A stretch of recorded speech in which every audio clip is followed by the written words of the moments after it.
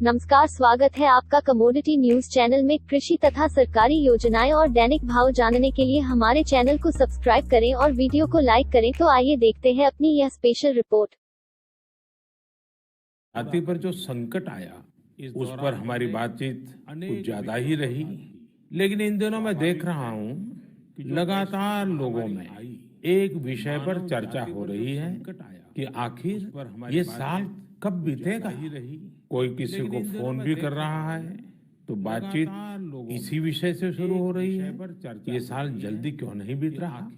कोई लिख रहा है, दोस्तों से बात कर रहा है, कह रहा है ये साल अच्छा नहीं विषय से शुरू हो रही। कोई कह रहा है 2020 शुभ नहीं है। बस लोग यही चाहते हैं कि किसी भी तरह से ये साल जल्द से जल्द बीत जाए। साथियों, कभी कभी मैं सोचता हूं कि ऐसा क्यों हो रहा है। हो सकता है ऐसी बातचीत के कुछ कारण भी हो। 6-7 महीना पहले ये हम कहाँ जानते थे कि कोरोना जैसा संकट आएगा और इसके खिलाफ ये लड़ाई इतनी लंबी चलेगी। ये संकट तो बना ही हुआ है, ऊपर से देश में नित नई चुनौतियां सामने आती जा रही हैं। अभी कुछ दिन पहले देश के पूर्वी छोर पर साइक्लोन अम्फान आया, तो पश्चिमी छोर पर साइक्लोन निसर्ग आया।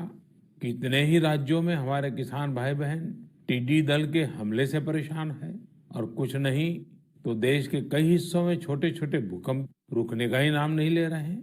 और इन सब के बीच हमारे कुछ पड़ोसियों द्वारा जो हो रहा है, देश उन चुनौतियों से भी निपट रहा है। वाकई एक साथ इतनी आपदाएं, इस स्तर की आपदाएं बहुत कम ही देखने सुनने को मिलती है। हालात तो ये हो गई हैं कि कोई छोटी छोटी घटना भी हो रही है तो लोग उन्हें भी इन चुनौतियों के साथ जोड़ करके देख रहे हैं। साथियों, मुश्किलें आती हैं, संकट आते हैं, लेकिन सवाल यही है कि क्या इन आपदाओं की वजह से हमें साल 2020 को खराब मान लेना चाहिए। क्या पहले के 6 महीने जैसे बीते उसकी वजह से ये मान लेना कि पूरी साल ही ऐसा है, क्या ये सोचना सही है? जी नहीं मेरे प्यारे देशवासियों, बिल्कुल नहीं। एक साल में एक चुनौती आए या 50 चुनौतियां आए, नंबर कम ज्यादा होने से वो साल खराब नहीं हो जाता। भारत का इतिहास ही आपदाओं और चुनौतियों पर जीत हासिल कर और ज्यादा निखर कर निकलने का रहा है। सैकड़ों वर्षों तक अलग अलग आक्रांताओं ने भारत पर हमला किया, उसे संकटों में डाला। लोगों को लगता था कि भारत की संरचना ही नष्ट हो जाएगी, भारत की संस्कृति ही समाप्त हो जाएगी। लेकिन इन संकटों से भारत और भी भव्य होकर सामने आया। साथियों, हमारे यहाँ कहा जाता है, सृजन शाश्वत है, सृजन निरंतर है। मुझे गीत की कुछ पंक्तियां याद आ रही हैं। यह कल कल छल छल बहती, क्या कहती गंगा धारा। यह कल कल छल छल बहती, क्या कहती गंगा धारा। युग युग से बहता आता, यह पुण्य प्रवाह हमारा। उसी गीत में आगे आता है, क्या उसको रोक सकेंगे, मिटने वाले मिट जाएं। कंकड़ पत्थर की हस्ती, कंकड़ पत्थर की हस्ती, क्या बाधा बनकर आए। भारत में भी जहां एक तरफ बड़े बड़े संकट आते गए, वहीं सभी बाधाओं को दूर करते हुए अनेकों अनेक सृजन भी हुए। नए साहित्य रचे गए, नए अनुसंधान हुए, नए सिद्धांत गढ़े गए। यानी संकट के दौरान भी हर क्षेत्र में सृजन की प्रक्रिया जारी रही और हमारी संस्कृति पुष्पित पल्लवित होती रही। देश आगे बढ़ता ही रहा। भारत ने हमेशा संकटों को सफलता की सीढ़ियों में परिवर्तित किया है। इसी भावना के साथ हमें आज भी इन सारे संकटों के बीच आगे बढ़ते ही रहना है। आप भी इसी विचार से आगे बढ़ेंगे, 130 करोड़ देशवासी आगे बढ़ेंगे, तो यही साल देश के लिए नए कीर्तिमान बनाने वाला साल साबित होगा। इसी साल में देश नए लक्ष्य प्राप्त करेगा, नई उड़ान भरेगा, नई ऊंचाइयों को छुएगा। मुझे पूरा विश्वास 130 करोड़ देशवासियों की शक्ति पर है, आप सब पर है, इस देश की महान परंपरा पर है। मेरे प्यारे देशवासियों, संकट चाहे जितना भी बड़ा हो, भारत के संस्कार निस्वार्थ भाव से सेवा की प्रेरणा देते हैं। भारत ने जिस तरह मुश्किल समय में दुनिया की मदद की, उसने आज शांति और विकास में भारत की भूमिका को और मजबूत किया है। दुनिया ने इस दौरान भारत की विश्व बंधुत्व की भावना को भी महसूस किया है और इसके साथ ही दुनिया ने अपनी संप्रभुता और सीमाओं की रक्षा करने के लिए भारत की ताकत और भारत के कमिटमेंट को भी देखा है। लद्दाख में भारत की भूमि पर आंख उठाकर देखने वालों को करारा जवाब मिला है। भारत मित्रता निभाना जानता है तो आंख में आंख डालकर देखना और उचित जवाब देना भी जानता है। हमारे वीर सैनिकों ने दिखा दिया है कि वो कभी भी मां भारती के गौरव पर आंच नहीं आने देंगे।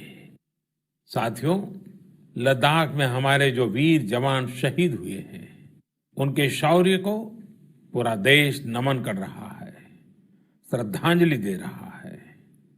पूरा देश उनका कृतज्ञ है, उनके सामने नतमस्तक है। इन साथियों के परिवारों की तरह ही हर भारतीय इन्हें खोने का दर्द भी अनुभव कर रहा है। अपने वीर सपूतों के बलिदान पर उनके परिजनों में गर्व की जो भावना है, देश के लिए जो जज्बा है, यही तो देश की ताकत है। आपने देखा होगा, जिनके बेटे शहीद हुए, वो माता पिता अपने दूसरे बेटों को भी, घर के दूसरे बच्चों को भी सेना में भेजने की बात कर रहे हैं।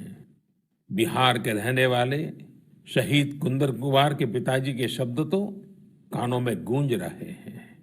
वो कह रहे थे, अपने पोतों को भी देश की रक्षा के लिए सेना में भेजूंगा। यही हौसला हर शहीद के परिवार का है।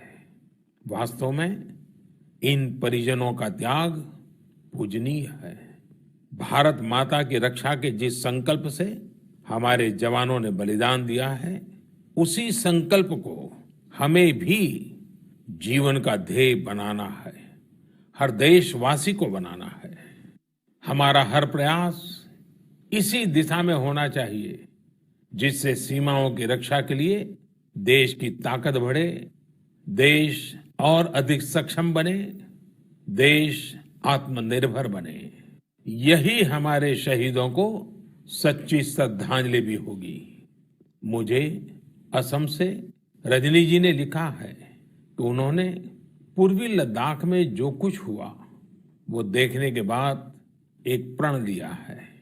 प्रण ये कि वो लोकल ही खरीदेंगे, इतना ही नहीं, लोकल के लिए वोकल भी होगी। ऐसे संदेश मुझे देश के हर कोने से आ रहे हैं। बहुत से लोग मुझे पत्र लिखकर बता रहे हैं कि वो इस और बढ़ चले हैं। इसी तरह तमिलनाडु के मदुरई से मोहन रामामूर्ति जी ने लिखा है कि वो भारत को डिफेंस के क्षेत्र में आत्मनिर्भर बनते हुए देखना चाहते हैं। साथियों, आजादी के पहले हमारा देश डिफेंस सेक्टर में दुनिया के कई देशों से आगे था। हमारे यहाँ अनेकों ऑर्डिनेंस फैक्ट्रियां होती थी। उस समय कई देश जो हमसे बहुत पीछे थे, वो आज हमसे आगे हैं। आजादी के बाद डिफेंस सेक्टर में हमें जो प्रयास करने चाहिए थे, हमें अपने पुराने अनुभवों का जो लाभ उठाना चाहिए था, हम उसका लाभ नहीं उठा पाए। लेकिन आज डिफेंस सेक्टर में, टेक्नोलॉजी के क्षेत्र में भारत आगे बढ़ने का निरंतर प्रयास कर रहा है। भारत आत्मनिर्भरता की तरफ कदम बढ़ा रहा है। साथियों, कोई भी मिशन पीपल्स पार्टिसिपेशन, जन भागीदारी के बिना पूरा नहीं हो सकता, सफल नहीं हो सकता।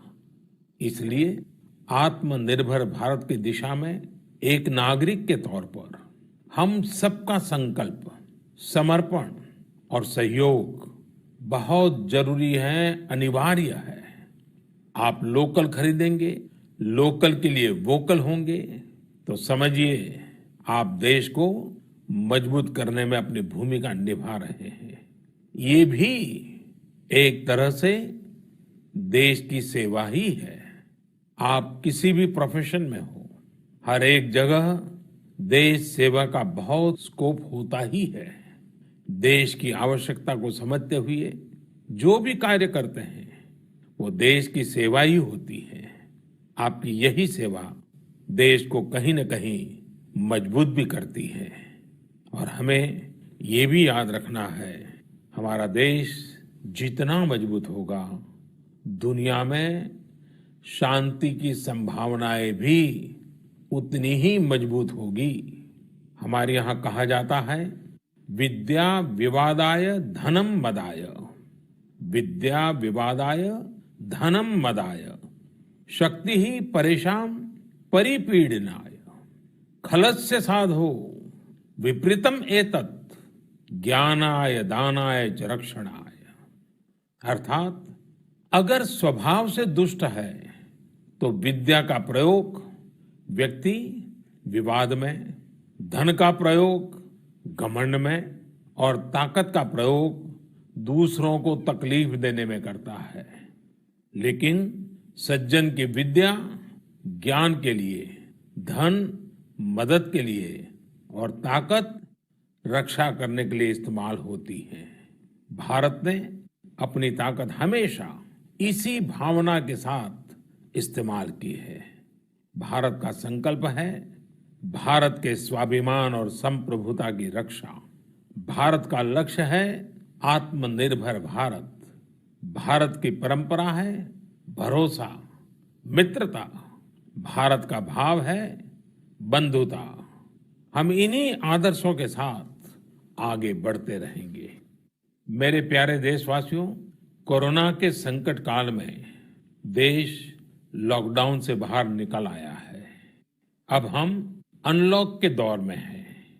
अनलॉक के समय में दो बातों पर बहुत फोकस करना है, कोरोना को हराना और अर्थव्यवस्था को मजबूत बनाना, उसे ताकत देना। साथियों, लॉकडाउन से ज्यादा सतर्कता हमें अनलॉक के दौरान बरतनी है। आपकी सतर्कता ही आपको कोरोना से बचाएगी। इस बात को हमेशा याद रखिए कि अगर आप मास्क नहीं पहनते हैं, 2 गज की दूरी का पालन नहीं करते हैं या फिर दूसरी जरूरी सावधानियां नहीं बरतते हैं, तो आप अपने साथ साथ दूसरों को भी जोखिम में डाल रहे हैं, खास तौर पर घर के बच्चों और बुजुर्गों को। इसीलिए सभी देशवासियों से मेरा निवेदन है, और ये निवेदन मैं बार बार करता हूं, और मेरा निवेदन है कि आप लापरवाही मत बरतिए, अपना भी ख्याल रखिए और दूसरों का भी। साथियों, अनलॉक के दौर में बहुत सी ऐसी चीजें भी अनलॉक हो रही हैं जिनमें भारत दशकों से बंधा हुआ था। वर्षों से हमारा माइनिंग सेक्टर लॉकडाउन में था। कॉमर्शियल ऑक्शन को मंजूरी देने के एक निर्णय ने स्थिति को पूरी तरह से बदल दिया है। कुछ ही दिन पहले स्पेस सेक्टर में ऐतिहासिक सुधार किए गए। उन सुधारों के जरिए वर्षों से लॉकडाउन में जकड़े इस सेक्टर को आजादी मिली। इससे आत्मनिर्भर भारत के अभियान को न केवल गति मिलेगी बल्कि देश टेक्नोलॉजी में भी एडवांस बनेगा। अपने कृषि क्षेत्र को देखें तो इस सेक्टर में भी बहुत सारी चीजें दशकों से लॉकडाउन में फंसी थी। इस सेक्टर को भी अब अनलॉक कर दिया गया है। इससे जहां एक तरफ किसानों को अपनी फसल कहीं पर भी किसी को भी बेचने की आजादी मिली है, वहीं दूसरी तरफ उन्हें अधिक ऋण मिलना भी सुनिश्चित हुआ है। ऐसे अनेक क्षेत्र हैं जहां हमारा देश इन सब संकटों के बीच ऐतिहासिक निर्णय लेकर विकास के नए रास्ते खोल रहा है। मेरे प्यारे देशवासियों, हर महीने हम ऐसी खबरें पढ़ते और देखते हैं जो हमें भावुक कर देती हैं। यह हमें इस बात का स्मरण कराती है कि कैसे हर भारतीय एक दूसरे की मदद के लिए तत्पर है। वह जो कुछ भी कर सकता है उसे करने में जुटा है। अरुणाचल प्रदेश की एक ऐसी ही प्रेरक कहानी मुझे मीडिया में पढ़ने को मिली। यहाँ सियांग जिले के मिरेम गांव ने वो अनोखा कार्य कर दिखाया जो समूचे भारत के लिए एक मिसाल बन गया है। इस गांव के कई लोग बाहर रहकर नौकरी करते हैं। गांव वालों ने देखा कि कोरोना महामारी के समय ये सभी अपने गांव की ओर लौट रहे हैं। ऐसे में गांव वालों ने पहले से ही गांव के बाहर क्वारंटीन का इंतजाम करने का फैसला किया। उन्होंने आपस में मिलकर गांव से कुछ ही दूरी पर 14 अस्थायी झोपड़ियां बना दी और ये तय किया कि जब गांव वाले लौटकर आएंगे तो उन्हें इन्हीं झोपड़ियों में कुछ दिन क्वारंटीन में रखा जाएगा। उन झोपड़ियों में शौचालय, बिजली, पानी समेत दैनिक जरूरत की हर तरह की सुविधा उपलब्ध कराई गई। जाहिर है मिरेम गांव के लोगों के इस सामूहिक प्रयास और जागरूकता ने सबका ध्यान अपनी ओर आकर्षित कर लिया। साथियों, हमारे यहाँ कहा जाता है, स्वभावम न जहाति एव साधु आपदगतो भी सन कर्पूरः पावक स्पृष्टः सौरभम लभते तराम। अर्थात जैसे कपूर आग में तपने पर भी अपनी सुगंध नहीं छोड़ता, वैसे ही अच्छे लोग आपदा में भी अपने गुण, अपना स्वभाव नहीं छोड़ते। आज हमारे देश की जो श्रम शक्ति है, जो श्रमिक साथी हैं, वो भी इसका जीता जागता उदाहरण है। आप देखिए, इन दिनों हमारे प्रवासी श्रमिकों की ऐसी कितनी ही कहानियां आ रही हैं जो पूरे देश को प्रेरणा दे रही हैं। यूपी के बाराबंकी में गांव लौटकर आए मजदूरों ने कल्याणी नदी का प्राकृतिक स्वरूप लौटाने के लिए काम शुरू कर दिया। नदी का उद्धार होता देख आसपास के किसान, आसपास के लोग भी उत्साहित हैं। गांव में आने के बाद क्वारंटीन सेंटर में रहते हुए, आइसोलेशन सेंटर में रहते हुए हमारे श्रमिक साथियों ने जिस तरह अपने कौशल्य का इस्तेमाल करते हुए अपने आसपास की स्थितियों को बदला है, वो अद्भुत है। लेकिन साथियों, ऐसे कितने ही किस्से, कहानियां देश के लाखों गांवों के हैं जो हम तक नहीं पहुंच पाए हैं। जैसा हमारे देश का स्वभाव है, मुझे विश्वास है साथियों कि आपके गांव में भी, आपके आसपास भी ऐसी अनेक घटनाएं घटी होगी। अगर आपके ध्यान में ऐसी बात आई है तो आप ऐसी प्रेरक घटना को मुझे जरूर लिखिए। संकट के इस समय में ये सकारात्मक घटनाएं, ये कहानियां औरों को भी प्रेरणा देगी। मेरे प्यारे देशवासियों, कोरोना वायरस ने निश्चित रूप से हमारे जीवन जीने के तरीकों में बदलाव ला दिया है। मैं लंदन से प्रकाशित फाइनेंशियल टाइम्स में एक बहुत ही दिलचस्प लेख पढ़ रहा था। इसमें लिखा था कि कोरोना काल के दौरान अदरक, हल्दी समेत दूसरे मसालों की मांग एशिया के अलावा अमेरिका तक में भी बढ़ गई है। पूरी दुनिया का ध्यान इस समय अपनी इम्यूनिटी बढ़ाने पर है और इम्यूनिटी बढ़ाने वाली इन चीजों का संबंध हमारे देश से है।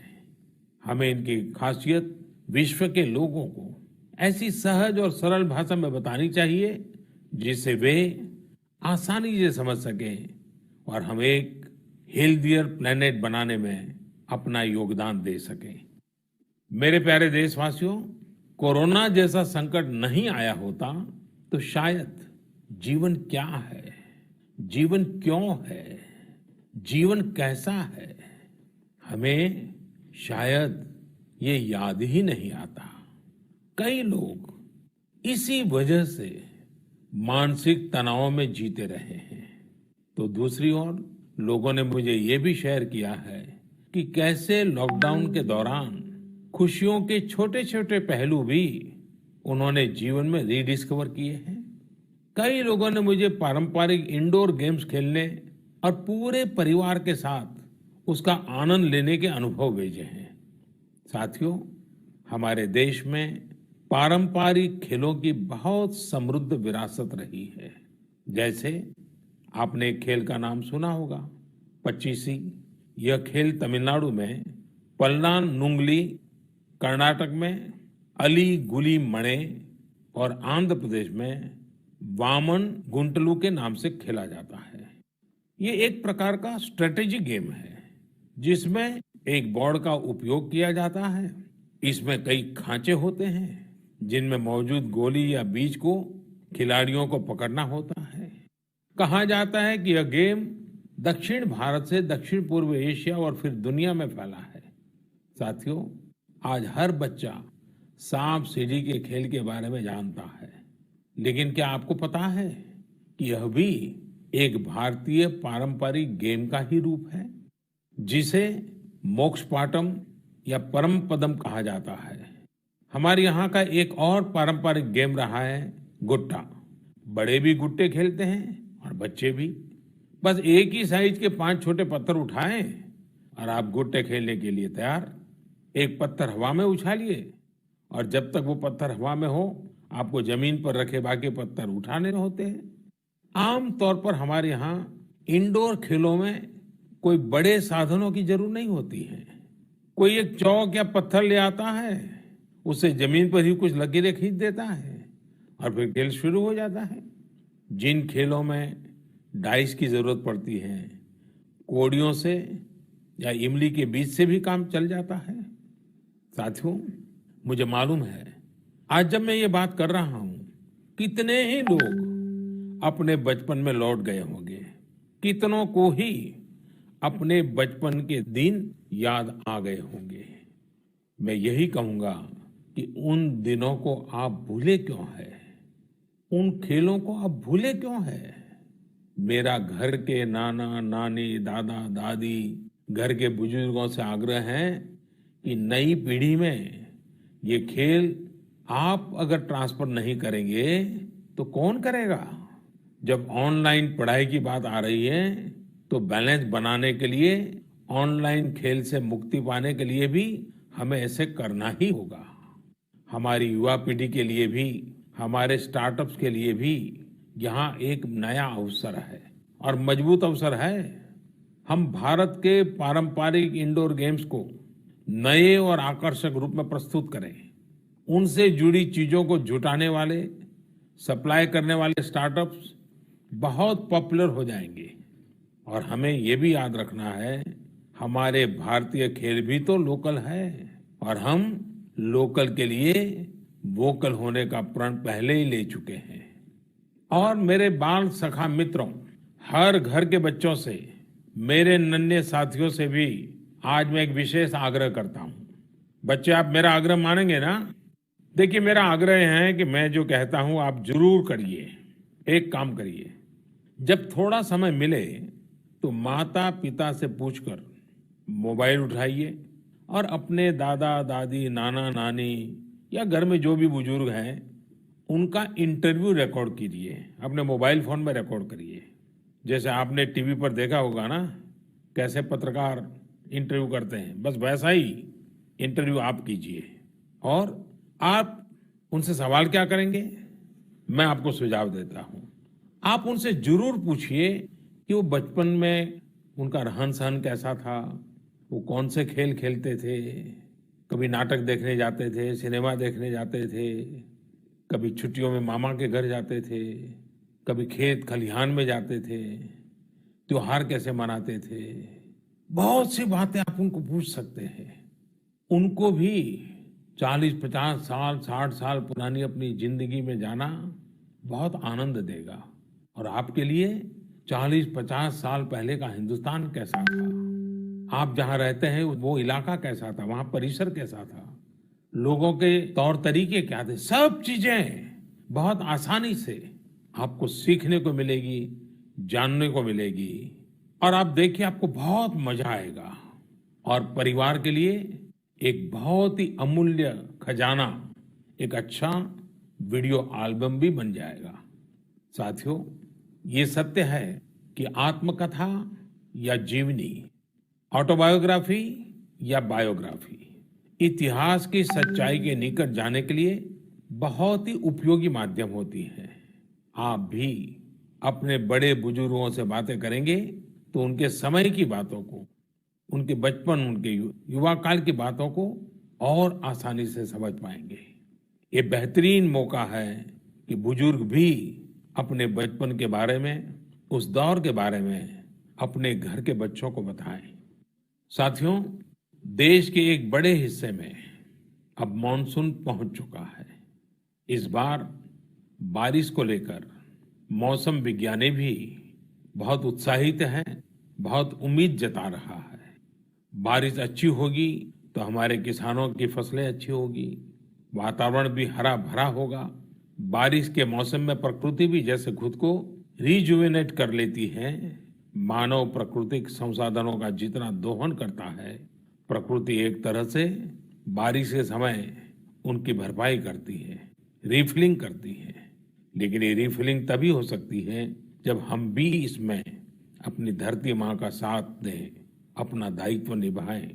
हमारे द्वारा किया गया थोड़ा सा प्रयास प्रकृति को, पर्यावरण को बहुत मदद करता है। हमारे कई देशवासी तो इसमें बहुत बड़ा काम कर रहे हैं।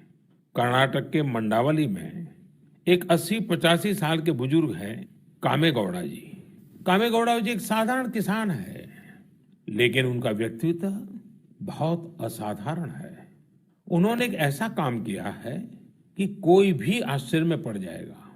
80-85 साल के कामेगौड़ा जी अपने जानवरों को चराते हैं, लेकिन साथ साथ उन्होंने अपने क्षेत्र में नए तालाब बनाने का भी बीड़ा उठाया हुआ है। वे अपने इलाके में पानी की समस्याओं को दूर करना चाहते हैं, इसलिए जल संरक्षण के काम में छोटे छोटे तालाब बनाने के काम में जुटे हैं। आप हैरान होंगे कि 80-85 वर्ष के कामेगौड़ा जी अब तक 16 तालाब खोद चुके हैं अपनी मेहनत से, अपने परिश्रम से। हो सकता है कि जो तालाब उन्होंने बनाए वो बहुत बड़े न हो, लेकिन उनका ये प्रयास बहुत बड़ा है। आज पूरे इलाके को इन तालाबों से एक नया जीवन मिला है। साथियों, गुजरात के वडोदरा का भी एक उदाहरण बहुत प्रेरक है। यहाँ जिला प्रशासन और स्थानीय लोगों ने मिलकर एक दिलचस्प मुहिम चलाई। इस मुहिम की वजह से आज वडोदरा में 1000 स्कूलों में रेन वाटर हार्वेस्टिंग होने लगी है। एक अनुमान है कि इस वजह से हर साल औसतन करीब 10 करोड़ लीटर पानी बेकार बह जाने से बचाया जा रहा है।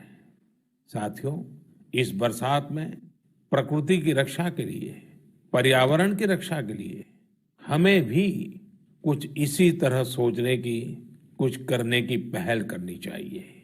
जैसे कई स्थानों पर गणेश चतुर्थी को लेकर तैयारियां शुरू होने जा रही होगी, क्या इस बार हम प्रयास कर सकते हैं कि इको फ्रेंडली गणेश जी की प्रतिमाएं बनाएंगे और उन्हीं का पूजन करेंगे? क्या हम ऐसी प्रतिमाओं के पूजन से बच सकते हैं जो नदी तालाबों में विसर्जित किए जाने के बाद जल के लिए, जल में रहने वाले जीव जंतुओं के लिए संकट बन जाती है? मुझे विश्वास है आप ऐसा जरूर करेंगे। और इन सब बातों के बीच हमें ये भी ध्यान रखना है कि मॉनसून के सीजन में कई बीमारियां भी आती हैं। कोरोना काल में हमें इनसे भी बचकर रहना है। आयुर्वेदिक औषधियां, काढ़ा, गर्म पानी, इन सब का इस्तेमाल करते रहिए, स्वस्थ रहिए। मेरे प्यारे देशवासियों, आज 28 जून को भारत अपने एक भूतपूर्व प्रधानमंत्री को श्रद्धांजलि दे रहा है, जिन्होंने एक नाजुक दौर में देश का नेतृत्व किया। हमारे ये पूर्व प्रधानमंत्री श्री पीवी नरसिम्हा राव जी की आज जन्म शताब्दी वर्ष की शुरुआत का दिन है। जब हम पीवी नरसिम्हा राव जी के बारे में बात करते हैं तो स्वाभाविक रूप से राजनेता के रूप में उनकी छवि हमारे सामने उभरती है, लेकिन ये भी सच्चाई है कि वो अनेक भाषाओं को जानते थे, भारतीय एवं विदेशी भाषाएं बोल लेते थे। वे एक और भारतीय मूल्यों में रचे बसे थे, तो दूसरी ओर उन्हें पाश्चात्य साहित्य और विज्ञान का भी ज्ञान था। वे भारत के सबसे अनुभवी नेताओं में से एक थे, लेकिन उनके जीवन का एक और पहलू भी है और वो उल्लेखनीय है, हमें जानना भी चाहिए। साथियों, नरसिम्हा राव जी अपनी किशोरावस्था में ही स्वतंत्रता आंदोलन में शामिल हो गए थे। जब हैदराबाद के निजाम ने वंदे मातरम गाने की अनुमति देने से इनकार कर दिया था, तब उनके खिलाफ आंदोलन में उन्होंने भी सक्रिय रूप से हिस्सा लिया था। उस समय उनकी उम्र सिर्फ 17 साल थी। छोटी उम्र से ही श्रीमान नरसिम्हा राव अन्याय के खिलाफ आवाज उठाने में आगे थे। अपनी आवाज बुलंद करने में कोई कोर कसर बाकी नहीं छोड़ते थे। नरसिम्हा राव जी इतिहास को भी बहुत अच्छी तरह समझते थे। बहुत ही साधारण पृष्ठभूमि से उठकर उनका आगे बढ़ना, शिक्षा पर उनका जोर, सीखने की उनकी प्रवृत्ति और इन सब के साथ उनकी नेतृत्व क्षमता, सब कुछ स्मरणीय है। मेरा आग्रह है कि नरसिम्हा राव जी के जन्म शताब्दी वर्ष में हम सभी लोग उनके जीवन और विचारों के बारे में ज्यादा से ज्यादा जानने का प्रयास करें। मैं एक बार फिर उन्हें अपनी श्रद्धांजलि अर्पित करता हूं। मेरे प्यारे देशवासियों, इस बार मन की बात में कई विषयों पर बात हुई। अगली बार जब हम मिलेंगे तो कुछ और नए विषयों पर बात होगी। आप अपने संदेश, अपने इनोवेटिव आइडियाज मुझे जरूर भेजते रहिए। हम सब मिलकर आगे बढ़ेंगे और आने वाले दिन और भी सकारात्मक होंगे। जैसा कि मैंने आज शुरू में कहा, हम इसी साल यानी 2020 में ही बेहतर करेंगे, आगे बढ़ेंगे और देश भी नई ऊंचाइयों को छुएगा। मुझे भरोसा है कि 2020 भारत को इस दशक में एक नई दिशा देने वाला वर्ष साबित होगा। इसी भरोसे को लेकर आप भी आगे बढ़िए, स्वस्थ रहिए, सकारात्मक रहिए। इन्हीं शुभकामनाओं के साथ आप सभी का बहुत बहुत धन्यवाद। नमस्कार।